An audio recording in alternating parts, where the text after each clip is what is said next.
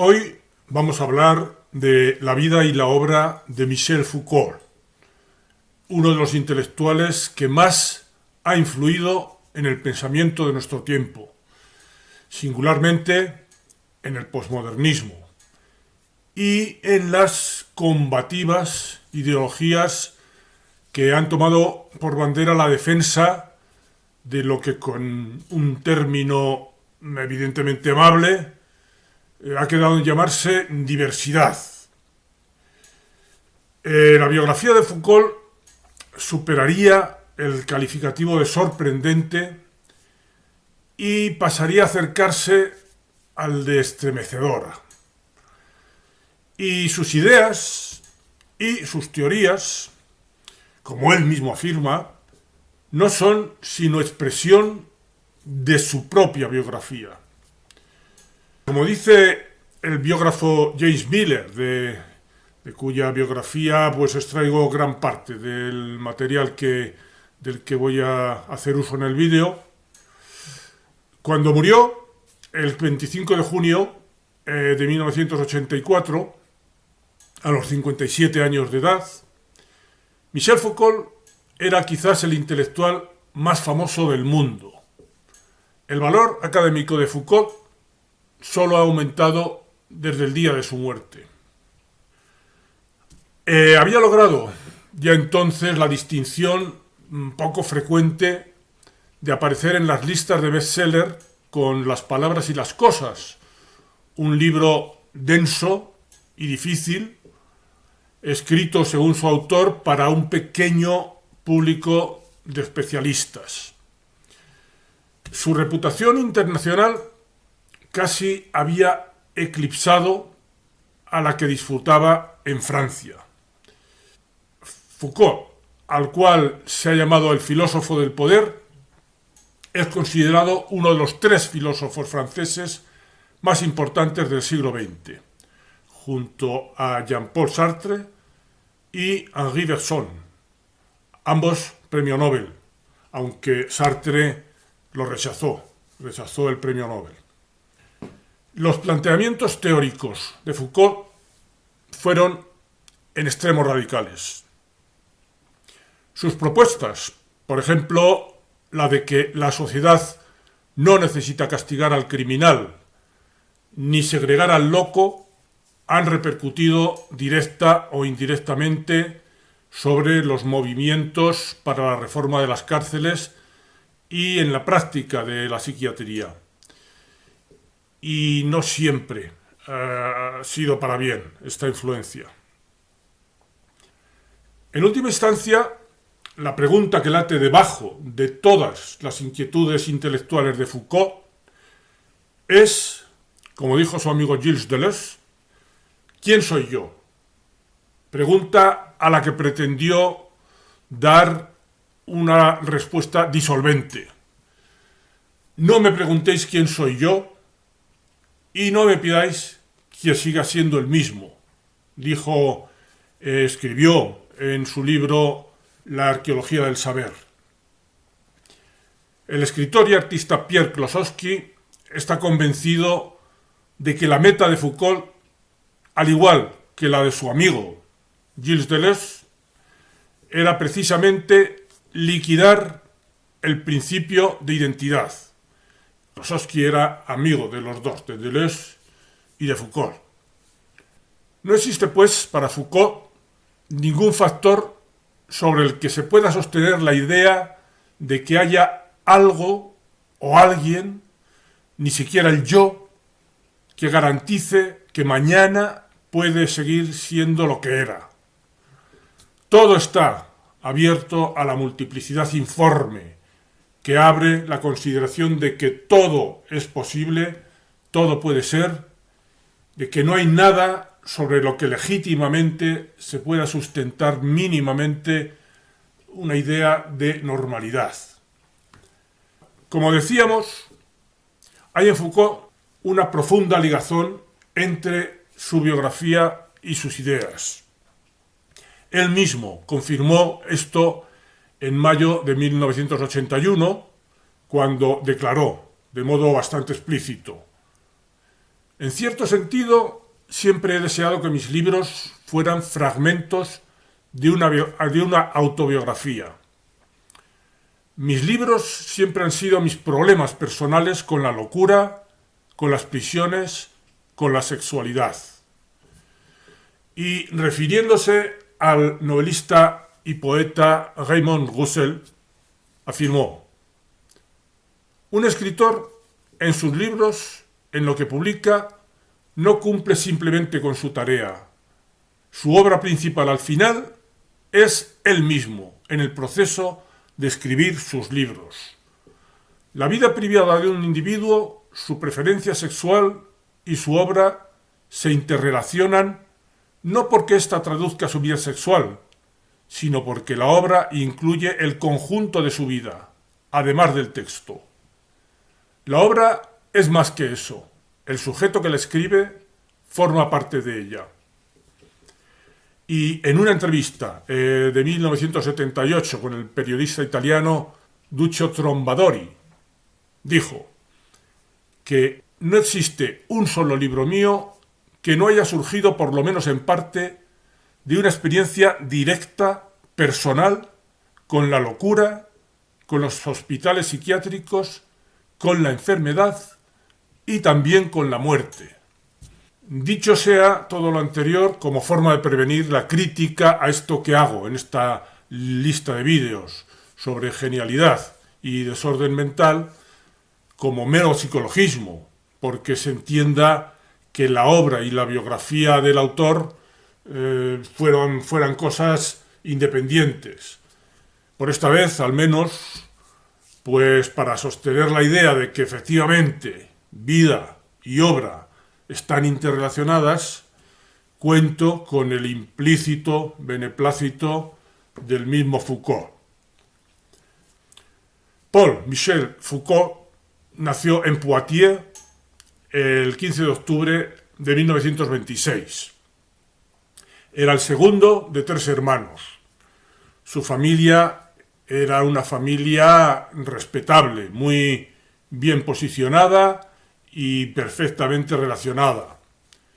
Su madre, Anne Malapert, era hija del doctor Prosper Malapert, un cirujano con una consulta privada muy lucrativa. Y su padre, el padre de Foucault, se llamaba Paul Foucault, era también cirujano como su suegro y estaba en la cima de la jerarquía médica y gozaba de un gran prestigio. Paul Michel, el personaje del que tratamos, recibió una educación tradicional de clase media. Y un dato relevante que podría ser significativo a la hora de considerar la evolución psicológica del por entonces niño Foucault, que llegó a detestar a su padre. Su padre, le contó Foucault a sus amigos, fue siempre un tirano. Lo castigaba y sometía a rígida disciplina. Precisamente, en un gesto de automutilación simbólica, decidió quitarse la parte de su nombre que lo ligaba a su padre y se quedó definitivamente solo con Michel Foucault. Rara vez habló Foucault de su infancia y cuando lo hizo en general en términos muy negativos. En sus años de educación superior sufrió una depresión. Como dictaminó su psiquiatra, se sentía culpable por sus inclinaciones homosexuales y sadomasoquistas, compulsivas. Y sus enfermedades de origen psicosomático eran cada vez más frecuentes. Al parecer, también desarrolló una inclinación por las discusiones intensas y agresivas. Allá en los pasillos de la Escuela Normal Superior, la institución en la que estudiaba. Una noche le sorprendieron persiguiendo por los pasillos con un puñal a un compañero. Y en las discusiones intelectuales resultaba imprevisible y muy agresivo.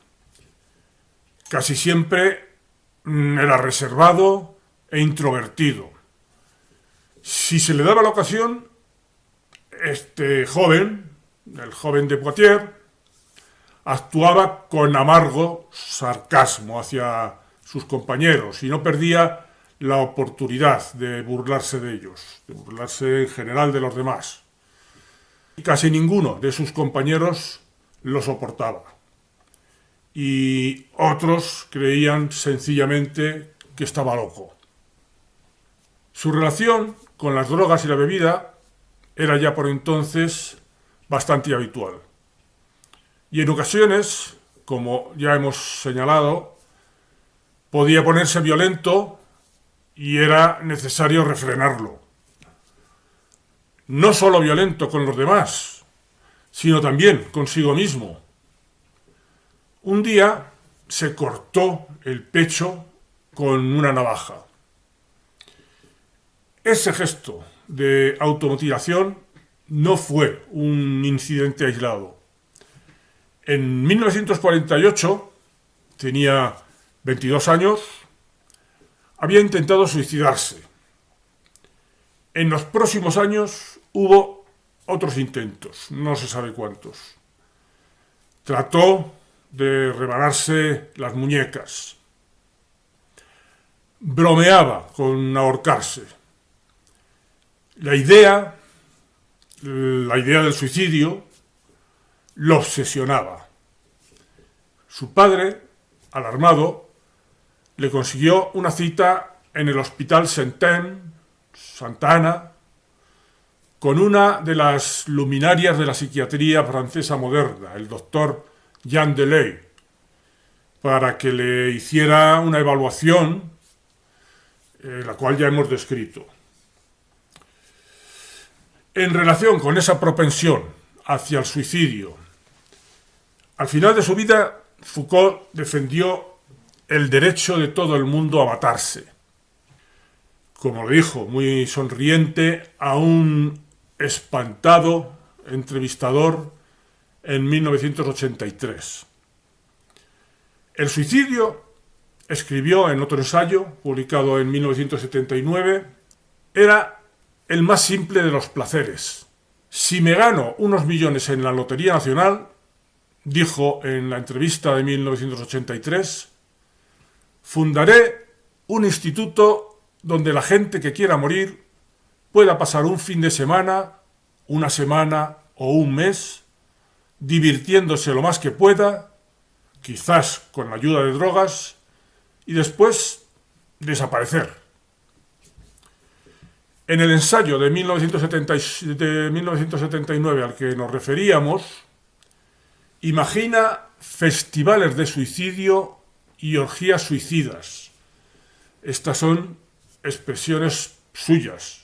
Y también imagina una especie de retiro donde los que planean cometer suicidio puedan hallar compañeros sin nombre, ocasión de morir liberado de toda identidad. En un ensayo que escribió como prólogo a un libro de Ludwig Binswanger, un psicólogo existencial, escribió: en lo hondo de su sueño, el hombre halla su muerte, una muerte que en su forma más inauténtica solo es la interrupción brutal y sangrienta de la vida, pero cuya forma auténtica es el cumplimiento de su existencia misma. Soñar la propia muerte como el cumplimiento de la existencia es imaginar una y otra vez el momento en que la vida alcanza plenitud. Su propia muerte, la muerte de Foucault, vino a recorrer, como veremos, los trayectos que él mismo había prediseñado de esta manera, con estas ideas. Habría que entender sus tendencias sadomasoquistas a la luz de esta atracción que durante toda su vida ejerció sobre él la muerte, como el cauce que el placer sexual ofrecía a sus tendencias suicidas.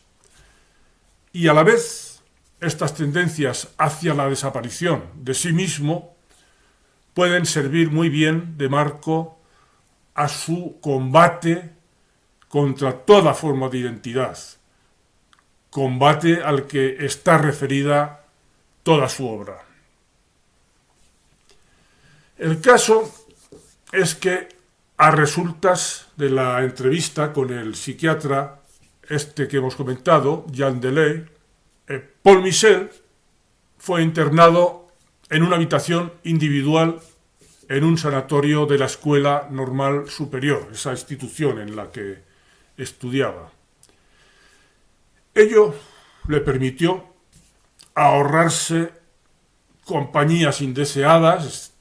Ya hemos visto que tenía una relación muy conflictiva con sus compañeros de estudios y además disponer de más tiempo para la lectura, porque desde luego Foucault siempre fue un gran lector. Sus dificultades personales ya estaban ligadas a sus inquietudes intelectuales. De modo que, siguiendo la estela de sus propios problemas psicológicos, optó por estudiar psicología, en la que se licenció en 1949, con 23 años. Y al terminar sus estudios, trabajó de manera informal en el Hospital Saint-Anne para pacientes psiquiátricos. En 1952, con 26 años, obtuvo una plaza de profesor en la Universidad de Lille y hacia 1953 las lecturas que hizo de Nietzsche, Bataille y el Marqués de Sade se le presentaron como una revelación. De la mano de Nietzsche quedó en él resaltado el papel distorsionador que sobre el poder de la razón apolínea, ejercían los disolutos instintos dionisíacos.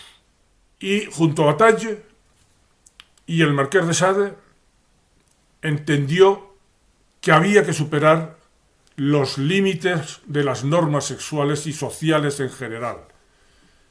Y junto a uno y otros, junto a Nietzsche, Bataille y Marqués de Sade, concluyó que las normas por las que se rigen las sociedades son absolutamente contingentes y que se sostienen solo porque hay un poder interesado en ello, interesado en que se mantengan.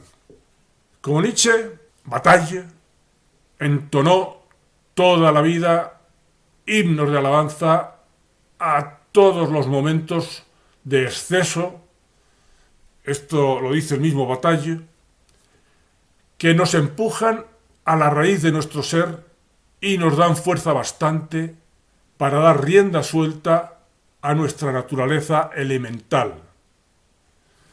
Y, como el Marqués de Sade, su otro héroe intelectual, creía Foucault que los impulsos que se suele calificar de crueles son centrales en nuestra naturaleza elemental.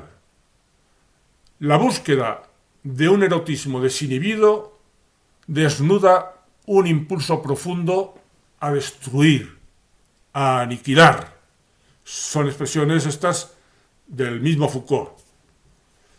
A corromper hasta las cosas más simples y, en el colmo, a aceptar la muerte en un tormento de orgías, en una entrega de placer y sangre tan sanguinaria que incluso acoge la agonía de la guerra.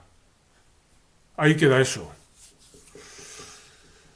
Todas estas ideas, las que catalizaban Nietzsche, Bataille y el Marqués de Sade, vinieron a dar respuesta a las tormentosas inquietudes psicológicas en que Foucault se había estado moviendo.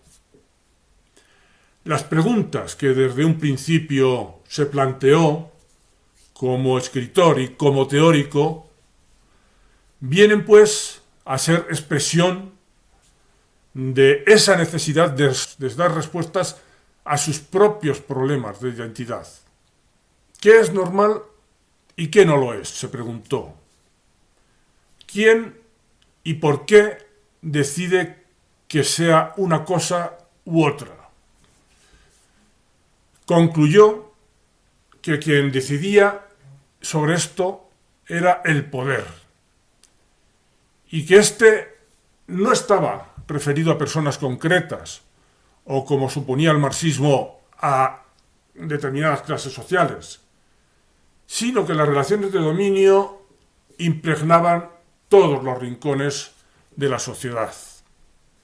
En conclusión, pertrechado con estas ideas, ya no procedía, en lo personal, sentirse culpable por su homosexualidad y sus tendencias sadomasoquistas o su inestable sentimiento de identidad.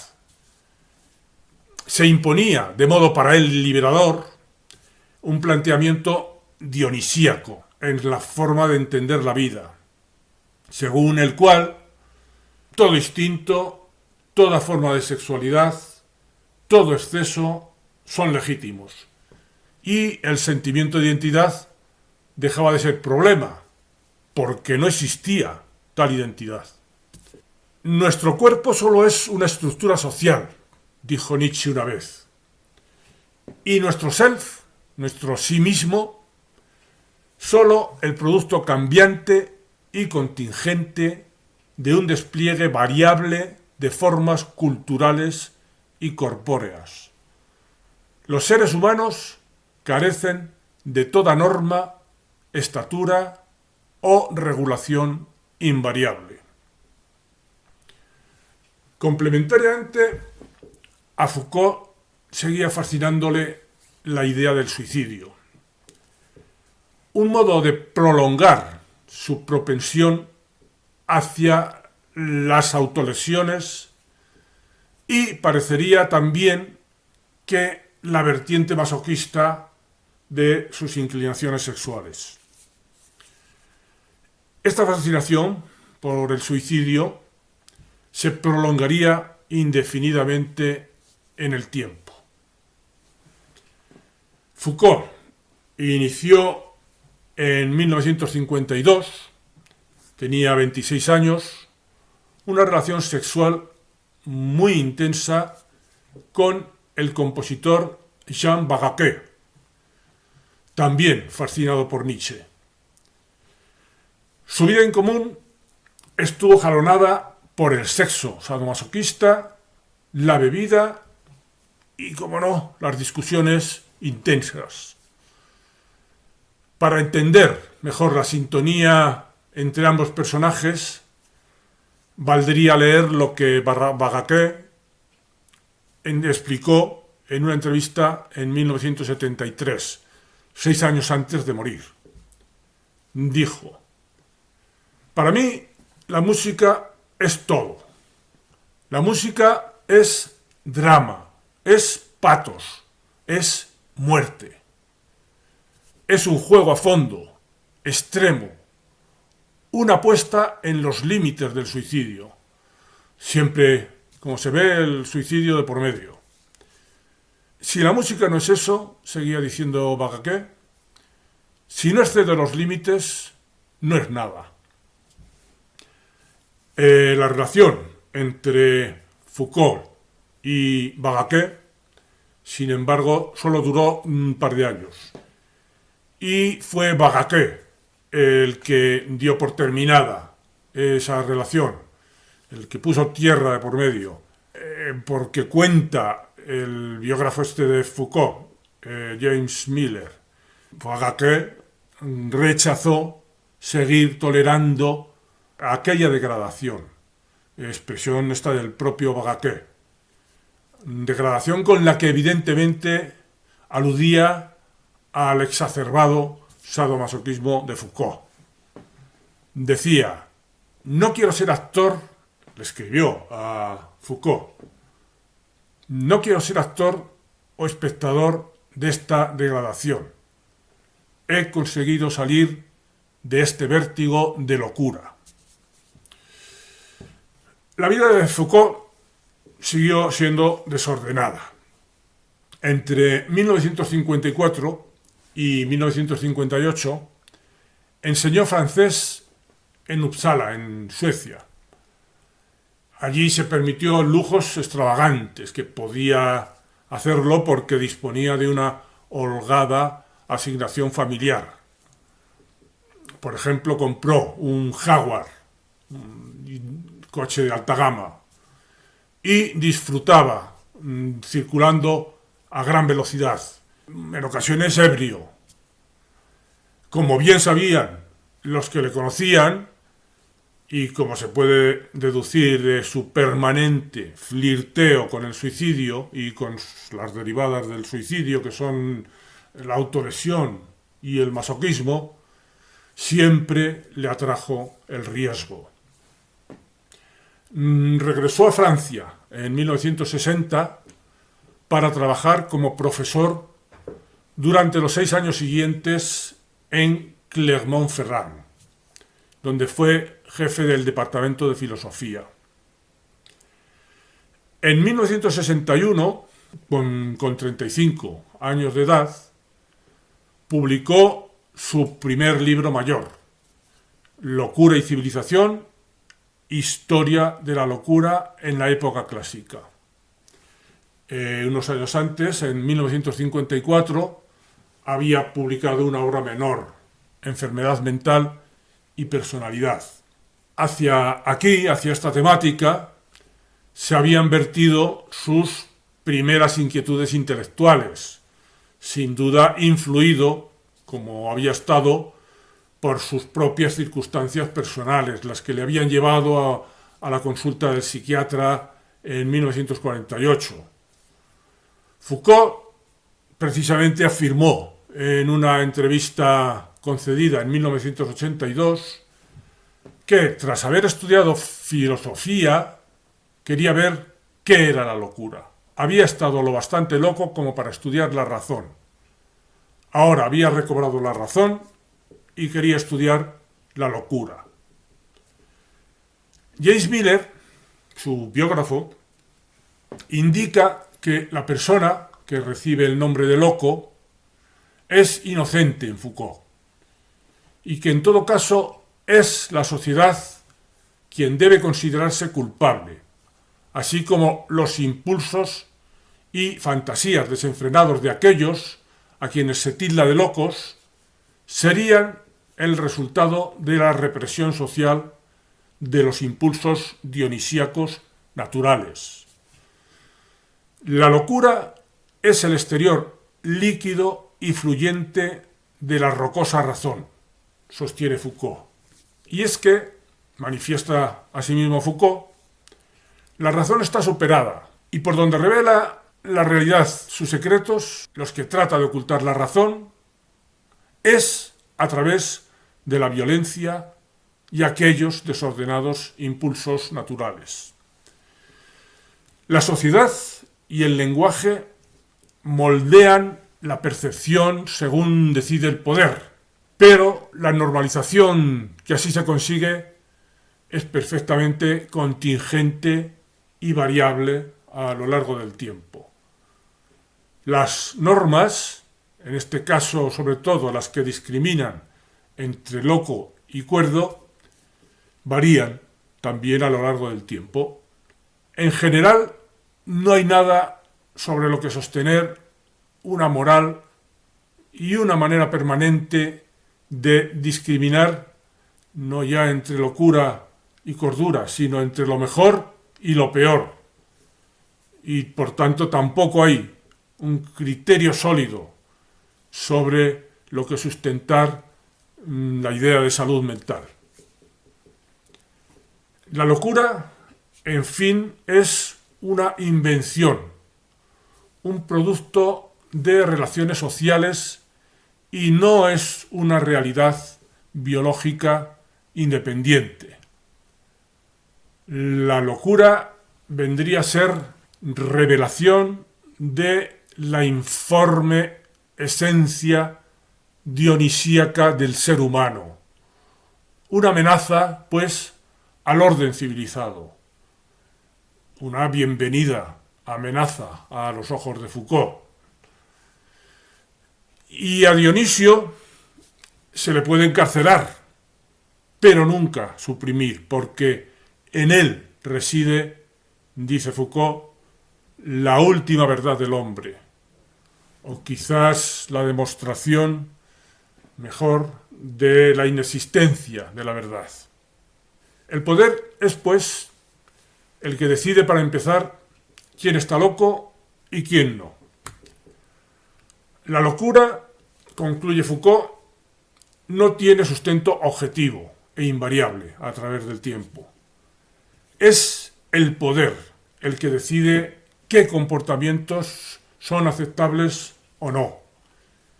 Y a estos, a los inaceptables, los somete a marginación, tildándolos previamente de locura. La locura, dice en concreto Foucault en este libro al que nos estamos refiriendo, la locura no se puede encontrar en estado salvaje. La locura no existe sino en una sociedad.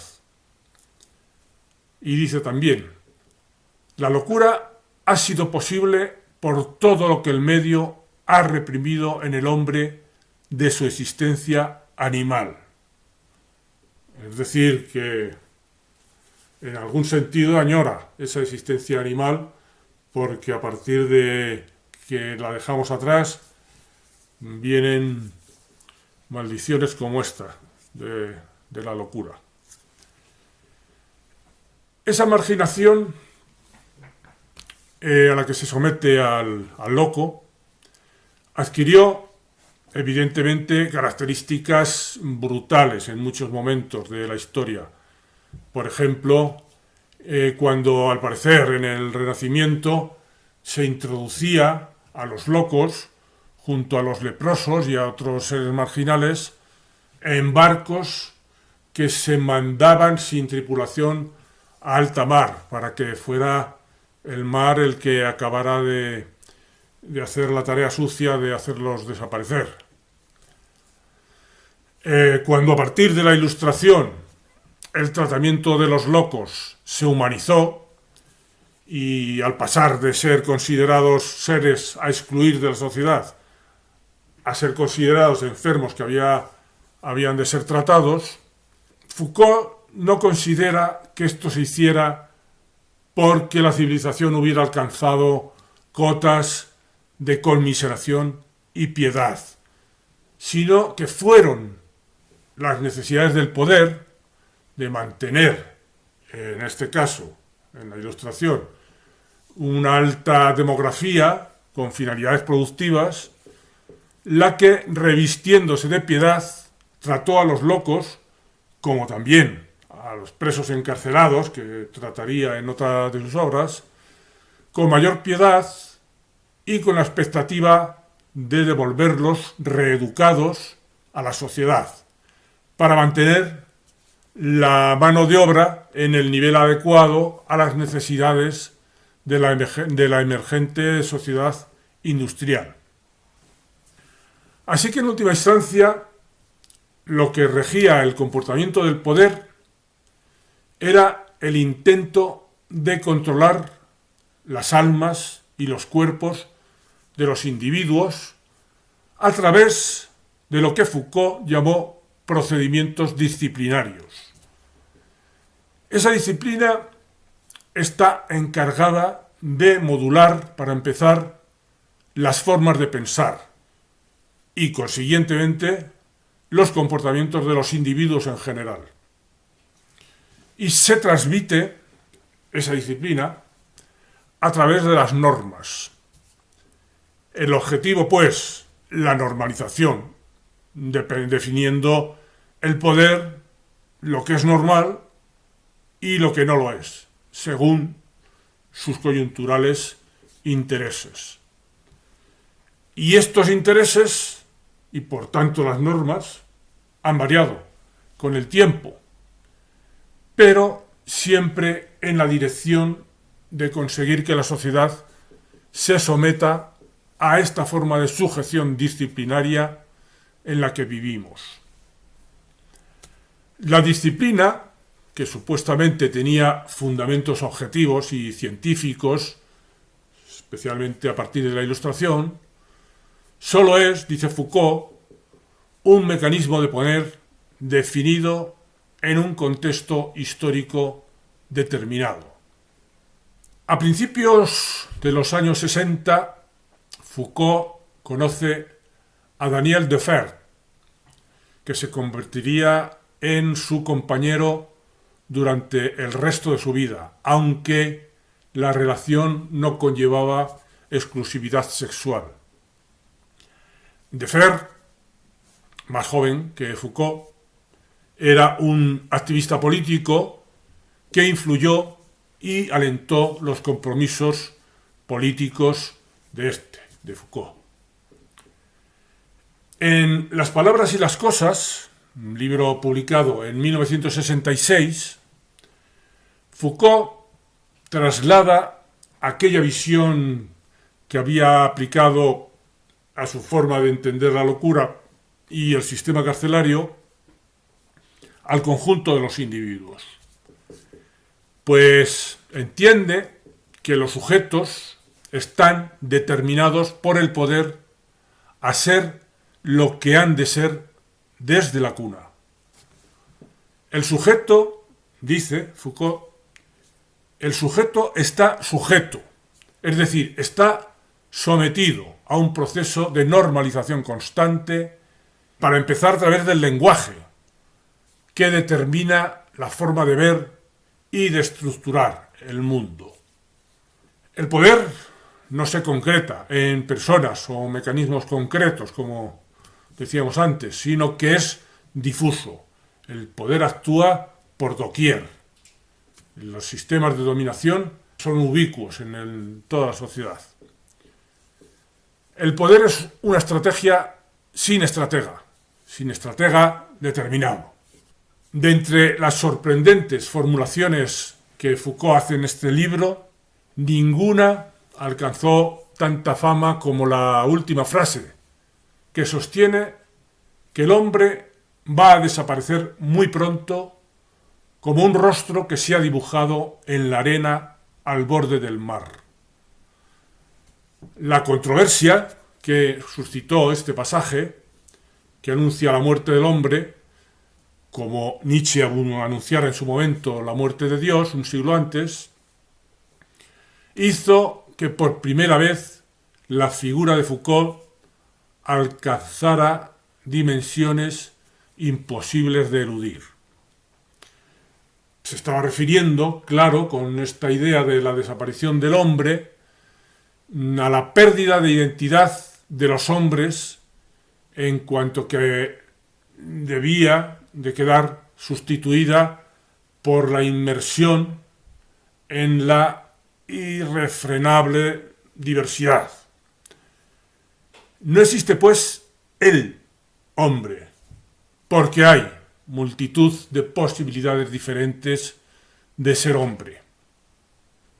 Tras 2 años en Túnez, Foucault regresó a París y ganó la plaza de catedrático en el Departamento de Filosofía de la Universidad de Vincennes, un fortín de la izquierda radical que estaba en la vanguardia de la rebelión estudiantil del 68.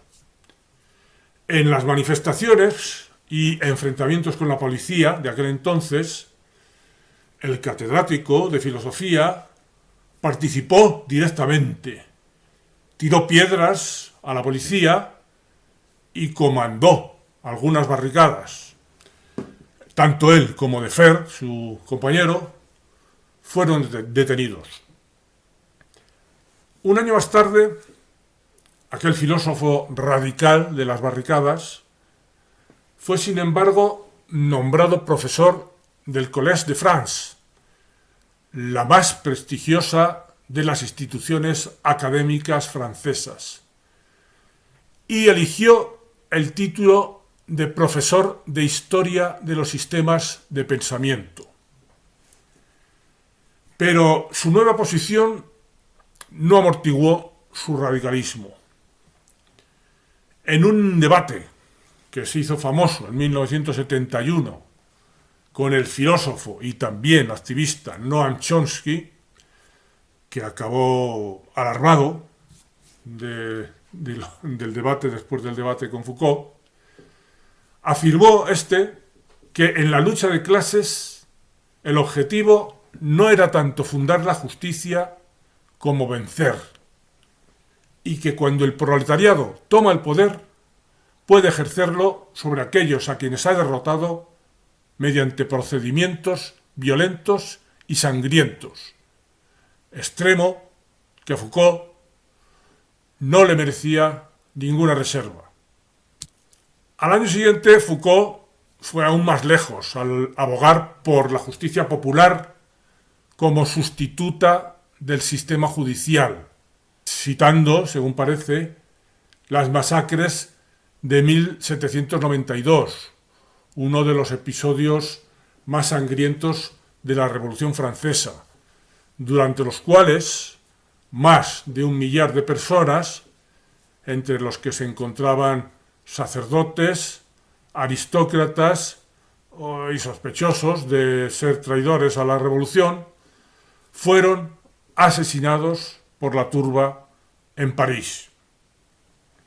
Desde luego, parece que Foucault no apreciaba límites en el grado de brutalidad que puede considerarse aceptable, legitimando que por encima de los tribunales el pueblo consiga ejercitar su necesidad de venganza y de escarmiento. En 1970, con 44 años, encontrándose en San Francisco, conoció Foucault las libertades sexuales de las saunas.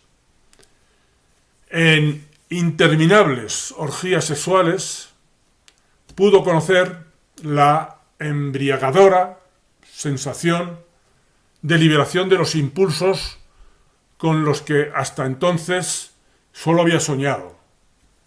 Y eso a pesar de las muchas experiencias sexuales, digamos que alternativas, que había tenido a lo largo de su vida. En 1975 publica Vigilar y castigar, quizá la más influyente de sus obras. Y en esta obra traslada esa misma visión que había mostrado respecto a la locura a los sistemas penitenciarios. Su tesis global otra vez resultó sorprendente y perturbadora. El esfuerzo por introducir más bondad, más respeto y más humanidad en el sistema carcelario, especialmente desde la Ilustración, era para Foucault una trampa. Su mismo éxito en la atenuación de las aristas más ásperas del castigo, el castigo corporal, constituía un caso ejemplar de coerción indolora, que es típica del mundo moderno en general. Desde las escuelas y las profesiones hasta el ejército y la cárcel, las instituciones centrales de nuestra sociedad, acusa Foucault, luchan con siniestra eficacia por supervisar y controlar al individuo, para neutralizar sus estados peligrosos y para alterarle la conducta al individuo, inculcándole anestesiantes códigos de disciplina. El resultado inevitable son cuerpos dóciles y almas obedientes, exentas de energía creadora, la energía creadora que destapan los impulsos dionisíacos. De nuevo, Foucault quiere constatar que tras los avances en el modo en que se normalizan las conductas que se han ido produciendo, especialmente desde la Ilustración, detrás de esto lo que se esconde son unos objetivos de poder determinados y de control, de normalización y domesticación de los individuos. Desde luego, la situación inicial de represión de la criminalidad, la que Foucault estudia partiendo de la Edad Media, no puede tener caracteres más horripilantes. Torturas, amputaciones, ejecuciones son la forma en la que por entonces se despachaba a los criminales. Con la Ilustración se pasó a considerar que esas feroces formas de tratarlos había que suprimirlas y pasar a considerar que el delincuente era alguien a quien había que reformar y rehabilitar para finalmente reinsertarlo socialmente y reinsertar socialmente a este delincuente ya reeducado. Sin embargo, Foucault consideró que estos cambios, como ocurría también en el caso de la locura, estos cambios no se produjeron porque aparecieran sentimientos humanitarios, sino porque el trato que antes se daba a los delincuentes era ineficiente. Se sustituyó el castigo físico por la pena de cárcel porque esto demostró ser un modo más perfeccionado de control. El método más acabado de control lo marcaba el tipo de construcción carcelaria denominado panóptico, el panóptico de Bentham. Desde una torre de control central, el vigilante podía observar a los internados en celdas que estaban colocadas en círculo alrededor de esa torre y sin que los presos supieran en qué momento eran vigilados o no, de modo que preventivamente el recluso se autocontrolaba por si efectivamente acaso estaba siendo vigilado. En suma, el sistema carcelario era el equivalente de la sociedad que mantenía en prisión a los cuerpos humanos, privándoles de su modo dionisíaco genuino de ser. También en 1975, coincidiendo con la publicación de Vigilar y Castigar, dio conferencias en Berkeley, California, y de nuevo frecuentó las saunas y otros establecimientos sadomasoquistas de San Francisco. Y aquí se abre la parte más espeluznante de la biografía de Foucault. Algunas casas de baños albergaban estancias especiales para orgías, en las que se podía experimentar múltiples contactos sexuales entre extraños. Y a Foucault le dejó atónito descubrir una cultura entregada a las drogas y al sexo esporádico. Foucault se sentía libre, como nunca antes en San Francisco, para explorar su obsesivo interés en los placeres prohibidos. En las entrevistas que concedió en los últimos años de su vida a la prensa gay, Foucault no había ocultado su interés especial en el sadomasoquismo, que se ejercía en varias casas de baño de San Francisco. Declaró, en concreto, en 1982: «Creo que el sadomasoquismo es la verdadera creación de nuevas posibilidades de placer de las cuales la gente no tenía antes la menor idea». Y también en este año 1982 declaró: «El placer total, completo, está relacionado con la muerte». Un pensamiento, este último, que, como hemos ido viendo, había obsesionado a Foucault durante toda su vida.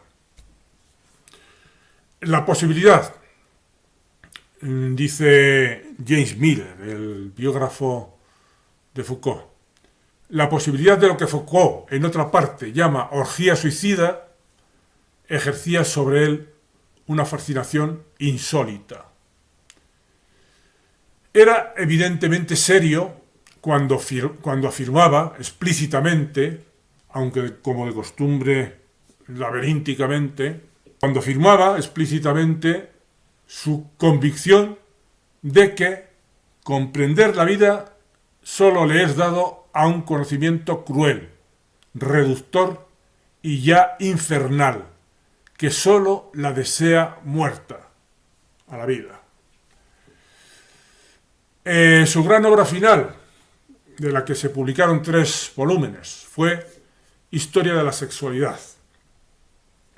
Volvía a insistir en cómo el poder, con sus restricciones, impedía que las personas expresasen su potencial dionisíaco en las múltiples formas de expresión sexual posibles.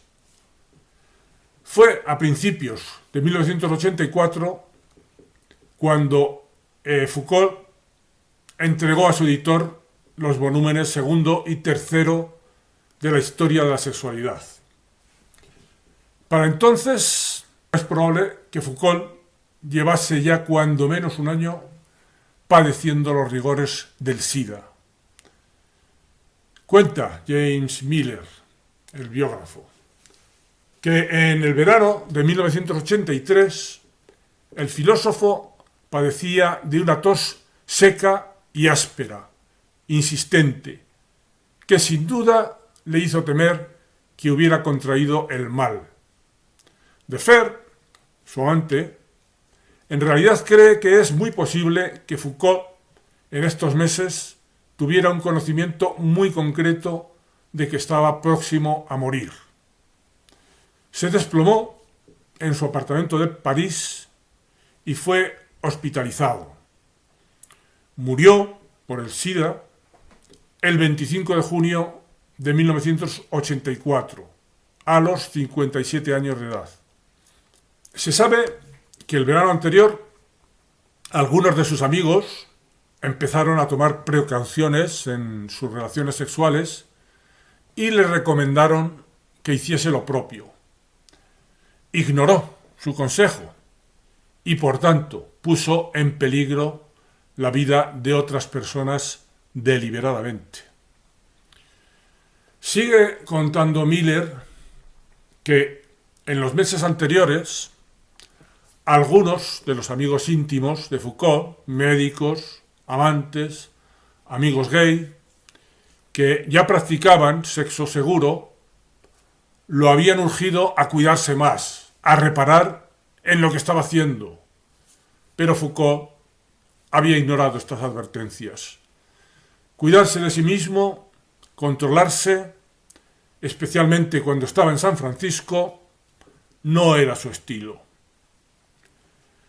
Regresó sin protección a las casas de baños, establecimientos que solo un año más tarde se verían sometidos a minuciosas inspecciones o incluso serían clausurados. Durante largo tiempo le había dado vueltas Foucault a la idea de la muerte y del suicidio, lo hemos ido viendo. Foucault entendía la muerte como la compañera constante de la vida. En sus propias expresiones, el blanco resplandor que asoma siempre en el negro catafalco del cuerpo. Tal vez su último y desesperado año de abandono de sí y de toda precaución le permitió experimentar algo que sus pensamientos más mórbidos habían contemplado desde hacía tiempo ya. Ya en 1963 había declarado que morir de enfermedades de amor es experimentar la pasión. En ese último año de vida, discutiendo el riesgo del suicidio, apuntó: además, ¿qué podría ser más bello que morir por el amor de los muchachos? Gilles Deleuze, al que nos hemos referido, el alter ego filosófico de Foucault y quizás el pensador que mejor lo entendió, aludiendo al Raymond Roussel y que murió de una sobredosis de droga y que nunca se ha aclarado si esto fue un accidente o un acto voluntario, Deleuze, aventuró incluso una nota discreta y especulativa. Dice: quizás escogió Foucault la muerte, como Roussel.